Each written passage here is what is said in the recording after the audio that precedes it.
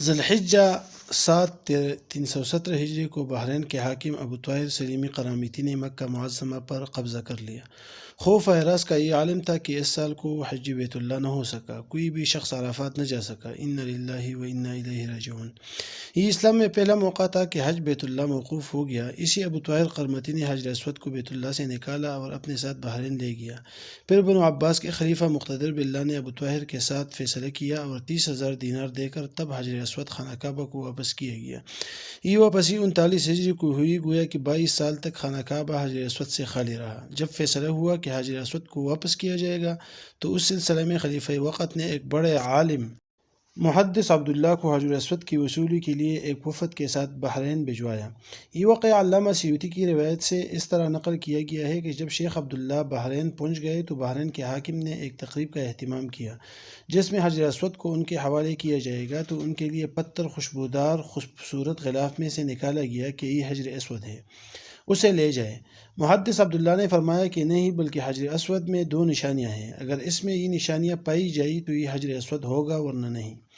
ایک تو یہ کہ یہ ڈوبتا نہیں ہے، دوسری یہ کہ آگ سے بھی گرم نہیں ہوتا۔ اس پتھر کو جب پانی میں ڈالا گیا تو ڈوب گیا، پھر آگ میں اسے ڈالا گیا تو سخت گرم ہو گیا، یہاں تک کہ پھٹ گیا۔ محدث عبداللہ نے فرمایا یہ ہمارا حجر اسود نہیں۔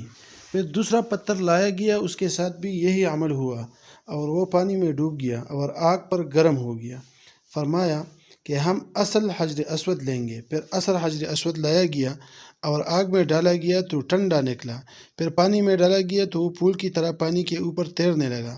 تو محدث عبداللہ نے فرمایا یہی ہمارا حجر اسود ہے اور یہی خانہ کعبہ کی زینت ہے اور یہی جنت والا پتھر ہے۔ اس وقت ابو طاہر قرامتی نے تعجب کیا اور پوچھا کہ یہ باتیں آپ کو کہاں سے ملی ہے؟